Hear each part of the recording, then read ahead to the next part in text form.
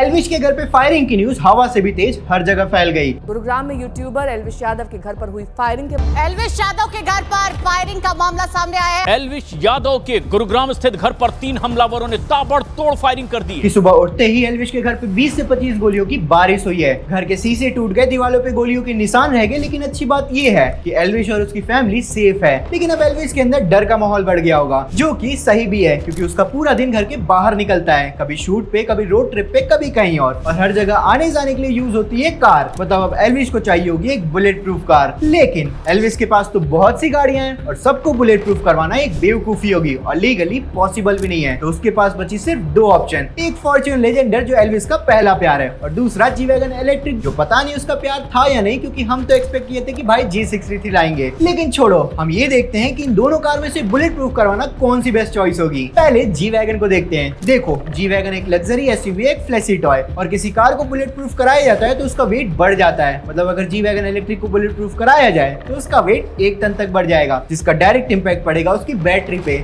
जो range 300 kilometre claim थी वो 150 किलोमीटर हो जाएगी, जो बिल्कुल भी प्रैक्टिकल नहीं है। अब बात करते हैं सर्विसिंग की। मर्सिडीज की सर्विस हर जगह पॉसिबल नहीं है, ऊपर से बुलेट प्रूफ कराने के बाद इस पे हाथ भी कोई नहीं लगाएगा। तो अब जी वैगन को तो एल्विश को टाटा बाय बाय करना पड़ेगा। अब आते हैं एल्विश के पहले प्यार पे, इंडिया के हर यंगस्टर के पहले ड्रीम पे, पॉलिटिशियंस की पहली चॉइस पे, द फॉर्च्यूनर लेजेंडर, जिसको बुलेट प्रूफ करवाना एल्विश के लिए एक परफेक्ट चॉइस होगा, क्योंकि ना सर्विस का टेंशन, ना ही वेट बढ़ जाने पे रुक रुक के हर जगह चार्जिंग का टेंशन, क्योंकि टोयोटा का सर्विस हर चौराहे पे मिल जाएगा और चाहे जितना भी वेट बढ़ जाए। फॉर्च्यूनर को बुलेट प्रूफ कराने के बाद पेट्रोल पंप पे सिर्फ 2 मिनट रुको और नॉन स्टॉप चलते बनो। ऊपर से उतनी फ्लैशी भी नहीं अगर कार के नंबर प्लेट को छोड़ दिया जाए तो। अब कार कंफर्म हो गई कि कौन सी बुलेट प्रूफ करानी है, लेकिन एक बात तो अब भी रह गई कि ये बुलेट प्रूफ कौन करेगा और क्या ये कोई भी करा सकता है? तो जवाब है बिल्कुल भी नहीं, कोई भी नहीं करा सकता है और ना ही कोई भी कर सकता है। बुलेट प्रूफ कार लेकर चलने के लिए तुम्हें एक बड़ा पॉलिटिशियन बनना पड़ेगा, या फिर बड़ा बिजनेसमैन, या फिर कोई सेलिब्रिटी। लेकिन अगर तुम एक मिडिल क्लास बॉय हो तो तुम्हें प्रूफ देना पड़ेगा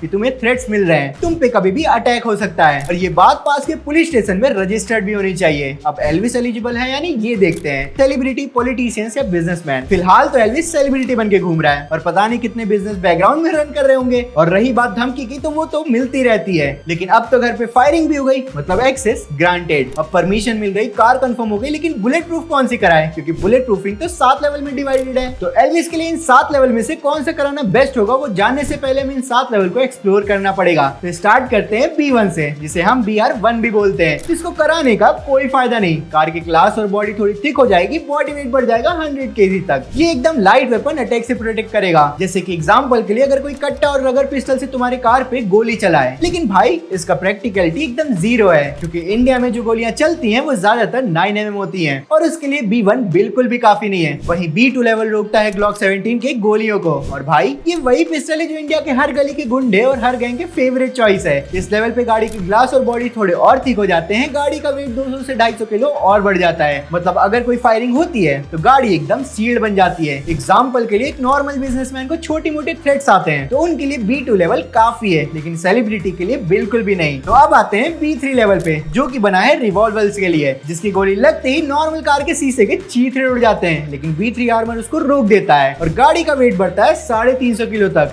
ये लेवल इंडिया में बहुत कम लोग कराते हैं, क्योंकि रिवॉल्वर से ज्यादा खतरा रहता है AK-47 से। मतलब B3 एक बीच का यूजलेस स्टेप है, ना ज्यादा प्रोटेक्शन और ना ही ज्यादा वैल्यू फॉर मनी। अब आते हैं B4 पे। B4 रोकता है डेजर्ट ईगल हैंडगन गोलियों से। ये वही गन है जिसे क्लिंट ईस्टवर्ड ने बोला था the most powerful handgun in the world. और हाँ, अगर तुम एक पॉलिटिशियन हो या हाई प्रोफाइल बिजनेसमैन जिनके खिलाफ सिर्फ क्लोज रेंज पिस्टल थ्रेट्स आते हैं, तो B4 तुम्हारे लिए डिसेंट चॉइस होगा। लेकिन अगर तुम एक एल्विश की तरफ बड़े सेलिब्रिटी हो तो B4 तुम्हारे लिए बिल्कुल भी काफी नहीं होगा। तो आगे बढ़ते हैं B5 की तरफ। अब असली लड़ाई यही शुरू होती है, क्योंकि B5 रोकता है M4 कार्बाइन राइफल से, वही गन्स जो आर्मी और पुलिस यूज करती है। लेकिन B5 तुम्हारी गाड़ी का वेट लमसम 600 किलो बढ़ा देता है। मतलब कार हैवी हो जाती है, परफॉर्मेंस थोड़ा गिर जाता है और सेफ्टी बढ़ जाती है। ये लेवल मोस्टली पॉलिटिशियंस के फॉर्च्यूनर और एंडेवर में देखा जाता है। अब बात करते हैं B6 लेवल प्रोटेक्शन की। ये वही प्रोटेक्शन है जो AK-47 के फायरिंग को आराम से रोक सकता है, क्योंकि इंडिया में अगर तुम पे गैंग फायरिंग हुई तो AK-47 जरूर मिलेगी। इसलिए सलमान खान की मर्सिडीज हो या अंबानी के कॉन्वो, सारी गाड़ियां B6 लेवल आर्मर्ड होती हैं। B6 लेवल में कार के ग्लासेस 40 mm तक थिक हो जाते हैं, बॉडी स्टील फोर्ट बन जाती है और तुम अंदर कोको कोला सिप करते रहोगे और बाहर AK-47 की गोलियां चलती रहेंगी। अब आते हैं B7 लेवल पे। ये फुल प्रोटेक्शन लेवल है जो क्लोज रेंज से लेकर लॉन्ग रेंज तक सबसे प्रोटेक्ट करता है। ये लेवल आम आदमी के लिए बना बना ही नहीं है। ये होता है डिप्लोमेट्स, जनरल्स और अंबानी जैसे लोगों के लिए। मतलब अगर किसी बिल्डिंग के छत पे स्नाइपर राइफल बैठा है और तुम्हारी कार पे फायरिंग करता है तो भी कार सरवाइव कर जाएगी। लेकिन B7 इंडिया में सिविलियंस के लिए ऑलमोस्ट इम्पॉसिबल है, क्योंकि गवर्नमेंट इतना हाई लेवल परमिशन देती ही नहीं है। वैसे तो एल्विस को छोटी मोटी धमकियां आती रहती थी, लेकिन अब जब घर पे इस लेवल की फायरिंग हुई है तो उसके लिए B6 level bullet proofing mandatory है। B4 या B5 उसके काम की नहीं, और B7 उसको गवर्नमेंट अलाउ ही नहीं करेगी। मतलब एल्विस को एक B6 फॉर्च्यूनर लेजेंडर चाहिए जो AK-47 की गोली तक को आराम से हैंडल कर ले और रिलायबल भी हो। अब बात कर लेते हैं प्राइसिंग की। अगर तुम B1 से लेकर B3 तक की बुलेट प्रूफिंग कराओगे तो प्राइसिंग होगी 10 से 30 लाख रुपए। वहीं B4 की 30 से 40 लाख, B5 की 50 से 70 लाख और B6 के 1.2 करोड़ से 2 करोड़ और वही B7 की 2.5 से 5 करोड़ तक। और अगर तुम चाहते हो कि तुम्हें स्टॉक कार मिल जाए जो कि फैक्ट्री फिटेड बुलेट प्रूफिंग के साथ आए, तो तुम्हें ऑप्शन मिलेगा मर्सिडीज एस गार्ड जो कि 8 से 10 करोड़ की पड़ेगी, B7 सीरीज जो कि 9 करोड़ की,